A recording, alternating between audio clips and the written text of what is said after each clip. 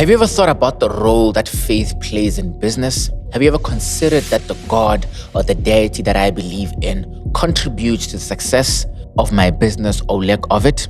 Today we have an exclusive interview with Mr. Melusi Phambuka of Prestige Legacy Group, who sits down and shares his insights on the role that faith plays in business. So be prepared to learn about the intersection that faith and success in business have. Hey everybody, welcome to Deep Dive. My name is Mphomo Tauro. If you're here for the first time, welcome. If you're here for the second time, thank you. Our content is on business, personal development, and personal finance. So before we start this video, like this video, comment below on your biggest takeaway, and subscribe to our channel. And share this video with one friend who might benefit from the content that we have. So without further ado, ladies and gentlemen, let's deep dive.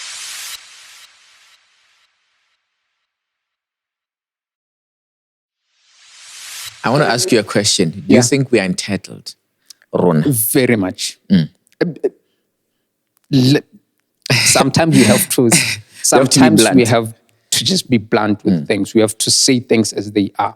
Because if we are going to build a society, tomorrow we are going to see people who are putting in the work, people who are ready to do whatever it takes, to develop this country to what it is. This the everyone as a whole, or it's more like the younger generation, or what? Not necessarily everyone, but it's something that you see a lot in the younger generation. There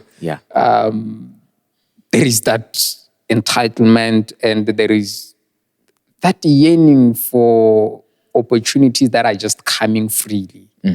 Just opportunities that are falling, from nowhere. You get. So that is why you realize, or you find that we have a high, if you can ask the psychologists or counselors, anyone, they will tell you that there is a high rise in numbers of not only suicide, also depression. And you look into that and wonder why. Why attached was to entitlement this not there during those times? Our fathers, our late forefathers, and all that. And why is it that during those times there was no such a thing? And today we are seeing a lot of it. And today we are being told that, just because you weren't able to find what you thought you will get, then it's the end of the world. That sadness, that you are feeling, it's now depression. Yeah. And let me just chip in here. You're very right with that point, because I think we are striving towards happiness. And I think for me, the way I look at my own life, I wouldn't like to... Happiness is not the goal. The goal is to experience life. Exactly. And experiencing life, you have to experience it in all its spectrum. The good, the bad, the ugly, the great. Because it puts us in a situation where... I read a book, I think you should read it. It's called... It's written by Viktor Frankl. I'm forgetting the title of the book, but essentially what was happening is he was born in a time. He was born in a time with the World War. I think it was World War II. They were in a war camp. They were taken to war camps in Auschwitz. I think it's in Germany, and they went through the most brutal things that human beings could go through. Yeah. But the ones who made it out were people who had a strong why, and people who found meaning in their suffering. Exactly. Because then, if we're not living life, because life is not, it's not monotone, it's not one thing, it's so many things. It's multifaceted, it's spiritual, it's physical. Two things are guaranteed in life. Today you're going to be happy, tomorrow you're going to be sad. Yeah. Today you're going to be successful, tomorrow you are not going to feel so successful. What's Like that? two things are guaranteed. Life will always go up and down. I mean, even when you go through the scriptures, when you read about the gifts of the Spirit, Yeah. You look into the fruits of the Spirit. One of the things that usually is never spoken about, or it's rarely spoken about, it's long suffering. Yeah. Of all the things that you'll see when the Bible speaks of the fruits of the Spirit, yeah. you realize that it's all good things that we want, except one thing: long suffering. Yeah. Which means long suffering, it's guaranteed as one of the fruits of the Spirit. Like, if you want a life that is successful, just know for sure that long suffering is a guarantee. It's a part Whether of the you like process. it or you don't, long suffering is a guarantee. No one has been born and died without having suffered any kind of suffering in their lives. Yeah. So why do we think that we can be an exception? Why do you look at yourself and think that there is, you are supposed to be an exception? You are not supposed to go through whatever it is that you may find yourself going through. For you to end up being successful, one of the things that I've came to realize is that when you find yourself comfortable, then just know that it means You're not growing. you are not growing, you are not taking those But risks. what You are would not you say to going someone who comes and says, no, but Melusi ke a kgutla, but you don't know my life. I've been through a divorce. I've lost, my child died. These things have happened. I've gone through so many of these problems. So how would you expect me to say, to remain content? How would you expect me to view life like you view it? You have not lived my life. What would you say to someone like that? And that is something that everyone likes saying, especially like the thing, when you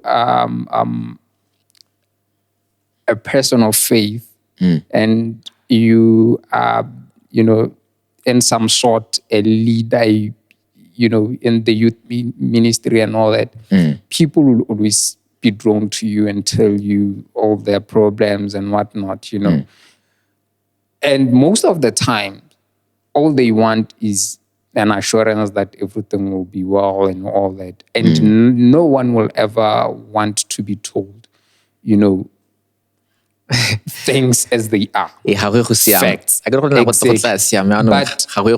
sometimes you have to be honest and tell a person, like, look, I know your experience may be different from the experiences that someone has gone through, the experiences that I have gone through and all that, But at the same time, one thing remains. Those things happened for a reason. It's either it happened so that you can be broken, and in being broken, you are broken so that you can be built, and built so that you can grow. So if you are going to just remain in your sorrows, you are never going to grow out of it. And if you are not going to grow out of it, you are never going to elevate as a person. You're just going to remain there.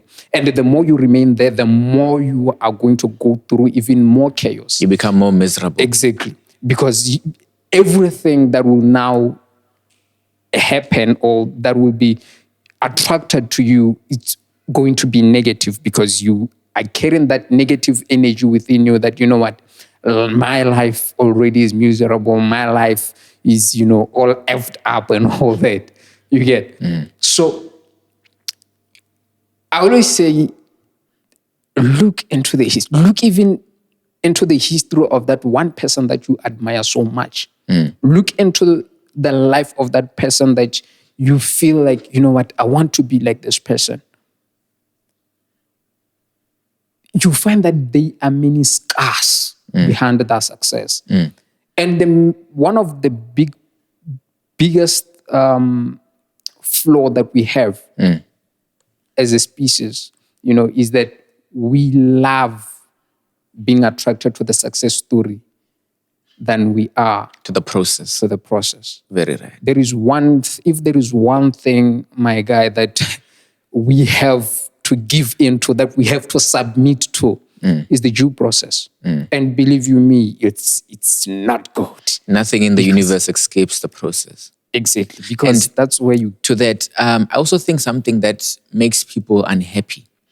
I don't know if you've observed this. I think, like, have you seen old people? They're always sad. They're always, they're always like grumpy and stuff. And I think I saw this, somebody say this on YouTube, and it had a light bulb in my mind. It's because they're no longer creating. They're no longer contributing. If you're not contributing, you're not doing something, obviously you will always feel like people are taking the opportunity from you. People are doing, you'll always have that inside of you because you are not creating, you're not contributing, you're not building something. So you'll always look down and try to tear down whatever people are trying to do. And mostly you find that is also because, the same people that act that way in their, old ages, because one, they have wasted so much of that time. They did not give into the process. They did not, pursue the things that they knew that these are things that I want to pursue. So when they see someone else doing things differently than the way they did it, they will have that kind of attitude towards those people, because it makes them feel like, I've messed up, and now these people are doing it, and here I am, So most of the time it's just reality kicking in. But I wouldn't say all people in their old age behave that way, because there are people who are, who are in their old ages, who you find, okay, this person is content. Yeah. They have retired, they are content. They are happy with what they have built with their life, the legacy they have built, So now they are just enjoying the fruits of their labor. Yes, sir. You're a man of faith. You're a man of faith. Talk to me about the role of your belief, your religious faith, the role it plays in business. I always say that, before I answer that, I always say this, man. One thing that I believe in is to see the church, owning properties, is seeing church owning hotels, owning legal practices, hospitals, and all that. But I believe that will happen in the long run. But as for now, the church still has a long way to go. Faith, my guy, is very essential in life in general, not just in business. I mean, God himself is life. Without him, we are nothing. For sure. Here's the thing that I always like engaging people into, to make them understand just how important this thing is. And yet, today, it's something that is not taken seriously. When we talk about you, Olempo, a human being, a person, you are made out of three things, core, important things.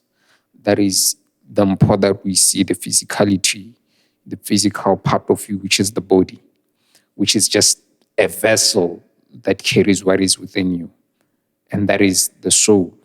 And the soul, kind of when we talk about the soul, we are talking about a byproduct of the Spirit of God and the flesh as it is, So when we look into the scriptures, when God created man, he created man from, the dust, from the soil of the, and created that vessel. Then he blew his spirit into him. So upon breathing his spirit into him, the Bible says that then it gave life to a living soul.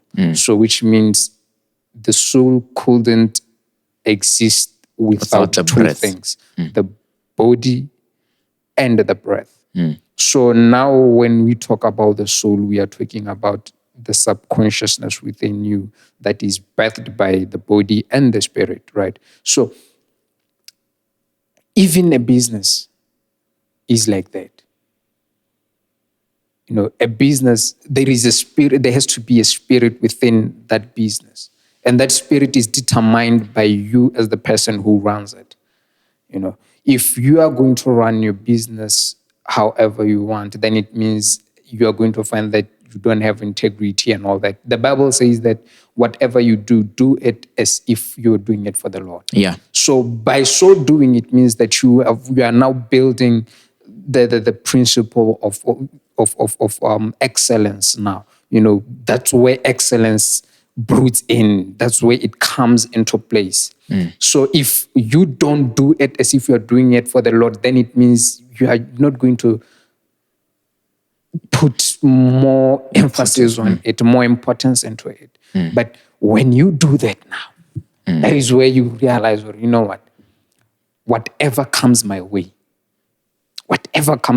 I know that this thing, I'm not doing it for myself. I'm doing it for God. And when you are doing it for God, then it means you are not going to have yourself as the priority within that business. You are going to have the clients as the priority. You are going to be forced to go an extra mile. You know, there is a scripture that Jesus Christ, that talks about what Jesus Christ said to the disciples, that, you know, when someone asks you to go a mile with them, what you have to do is go even an extra mile.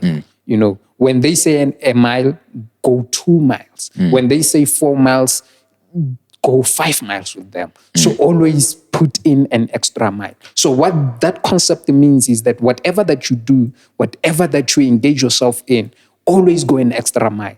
You know, don't just say, okay, I'm rendering the services for this fee. That's just it. You know, this service just ends here.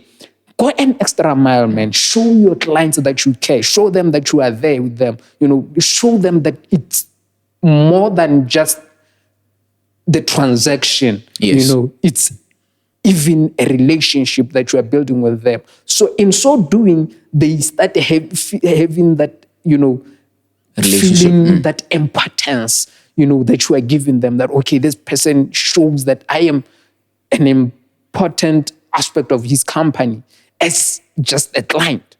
So they will always be drawn in to what you do. Then how do you, as a Christian man, how do you pick the people you work with? What's your decision-making process?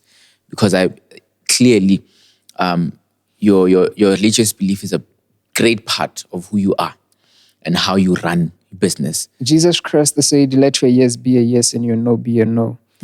That's what spoken about there is, it's all about have integrity. You know, it's all about be a person who knows and understand what they want in life.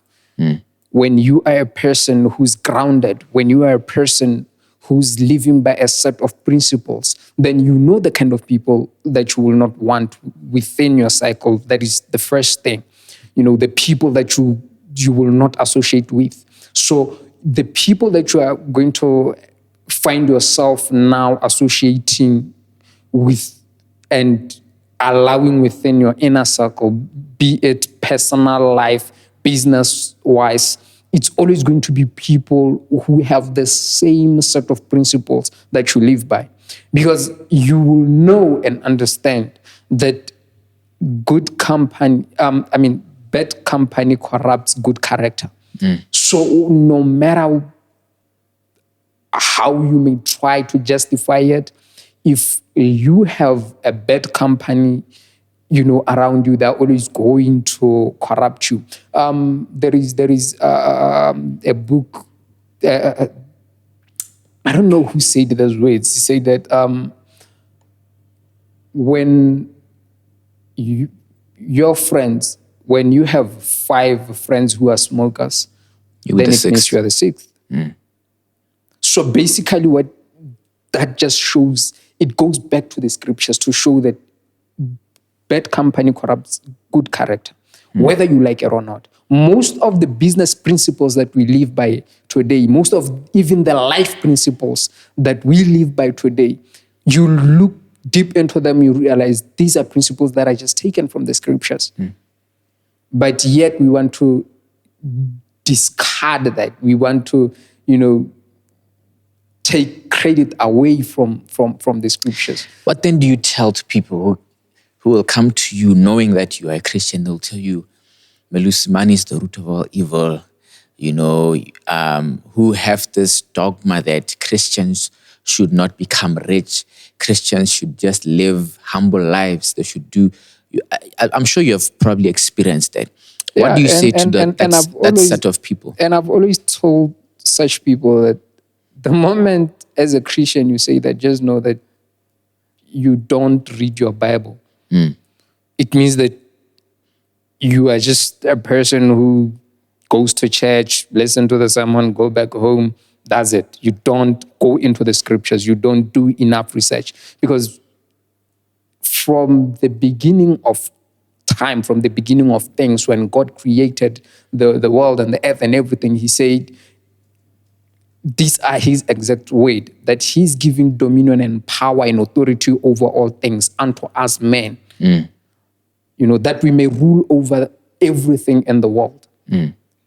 That we may walk, that even if we may walk and trample on top of scorpions and snakes, none shall harm nor kill us. So this goes on to show that God didn't create us so that we can suffer. No, man.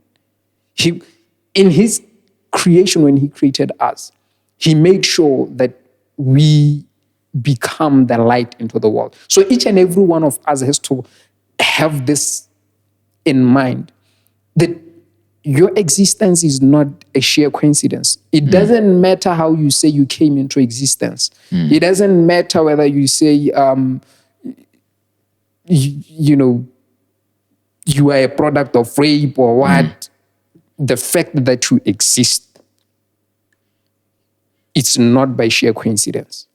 It doesn't matter how your life journey has been, whether you've been, adopted and thrown away, adopted and all that, it doesn't matter. All that you have to know is that there is a purpose that you were created for. Yes. And sometimes that purpose may be just to touch 2 lives, 3 lives, to change someone's life.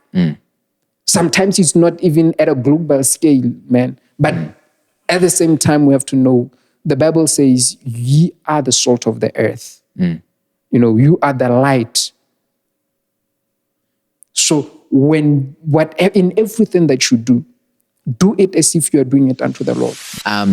Walk us through maybe a challenging time in your life and how you took yourself out of the deep, muddy clay and, managed to wade through the problem. Man, there's been many. There's been many. Especially when you're in business, you go through a lot. Yeah, give us a story. Because as an entrepreneur, you see opportunities wherever you go.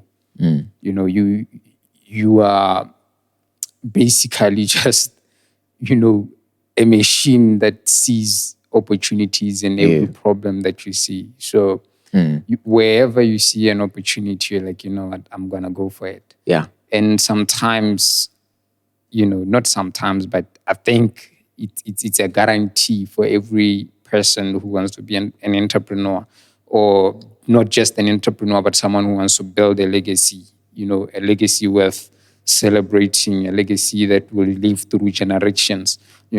When you are that kind of a person, you will always jump into opportunities that you see. You'll always want to even create opportunities and all that.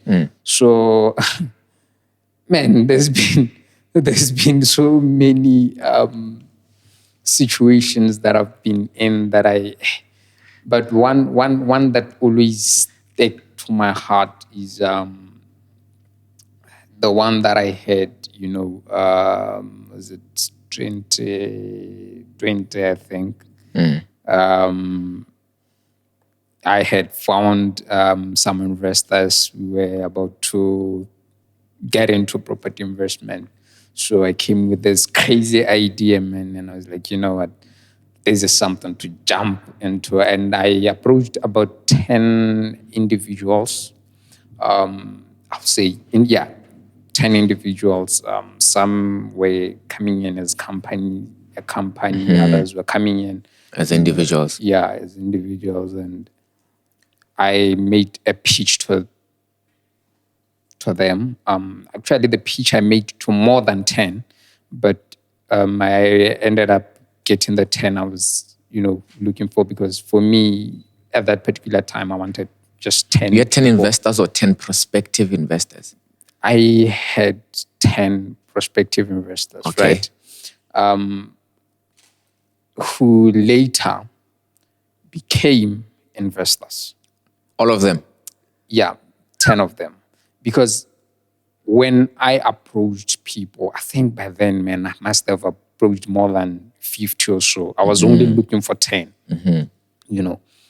And out of the many people that I approached, I remember, I had to select from a number of people who were ready to invest in that project. I ended up selecting quite a few there. So the 10 came and we started the process. I think 5 months, 6 months along the way, things started, going south. Started realizing, I made a lot of errors starting this, the foundation. There were a lot of errors there. So when the foundation is not grounded, my guy, believe you me, whatever you build, it will never last. It will never stay the course. So we started having some issues. Well, the investors started having some issues, and it became something that, ended up with legal battles. And it got to a point where the courts had to be engaged, and I had to... It was an issue of shares and... Shares, man. And the way we went about the whole thing again, by then I didn't engage legal advisors at the beginning. Yeah. So it started showing on later in stage. It was something else, man. It was hell. And mind you, it was during a time, where COVID,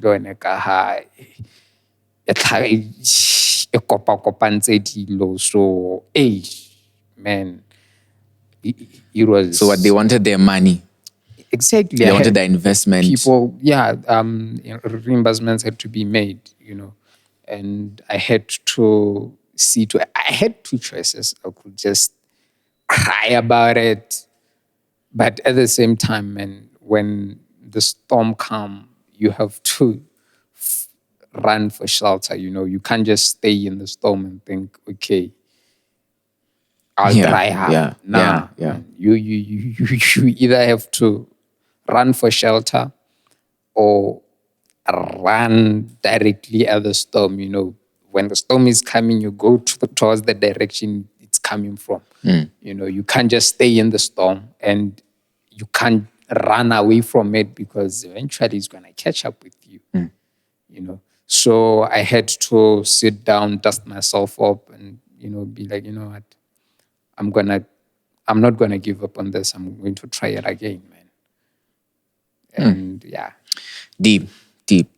So was this public, or was it just you? It was you and the investors and a few people that knew. Me, investors, a few people that knew. There were quite a lot of people who knew about it, though. Quite a lot of people who knew about it. Yeah. So it taught you lessons of, setting up the foundation right, exactly. gotta have legal people. Because I think in business, the legal side of it is important. And I think we downplay the importance of it, especially at the beginning. Obana, when it comes to legal representation, when it comes to finances and accounting, those things are a must-have. They have, when you are building whatever it is that you are building, you have to make sure that you have those in place as well. Because if you don't have them, you are in for disaster. And like I always say, man, that is if you are trying to build something that will last. A company that will last, something that will live for generations.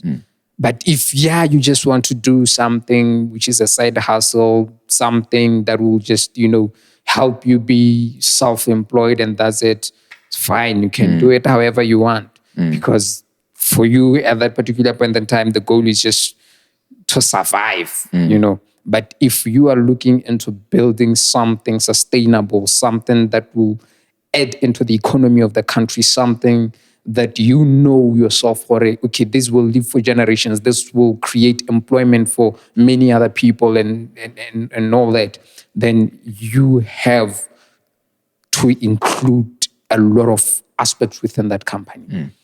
Yeah, very right, because we say it's expensive to have those guys, the legal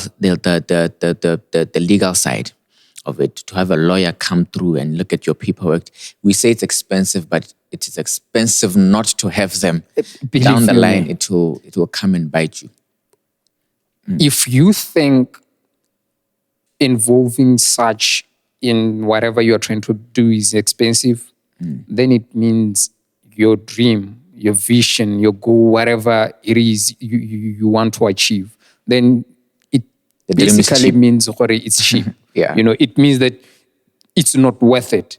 It's not something that you can really die for. It's not something that you are really in for it, 100% into it. It's not something that you can pour your everything into it. Because people get into business or entrepreneurship just for the fun of it, for what it can bring, for that life, that lifestyle that it that people think it can give you.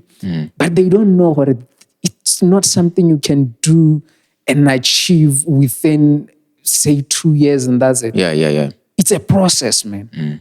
You are going to go through the crashing, the breaking, the pressing process. And if you don't have the heart, if you don't have the guts, if you don't have the tenacity to go through it, then it means that's not you're not ready from the beginning. So you just have to leave it, try something else. Because business is not for the faint-hearted. Definitely. Thank you guys for watching this episode. We really hope you enjoyed it and learned something new. Deep Dive is dedicated to bringing you the most comprehensive and engaging information about business, personal finance, and personal development. Make sure to hit that subscribe button to stay updated with all our latest content.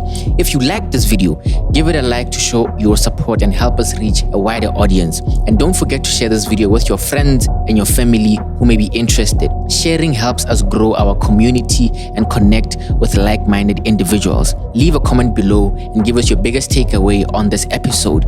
If you're interested in being a part of our live studio audiences, make sure to register for the next show. Can't make it to the show? No problem. Check out our Patreon page to watch the full episode and get exclusive access to more great content. Thank you for watching, and I'll see you in the next episode of The Deep Dive.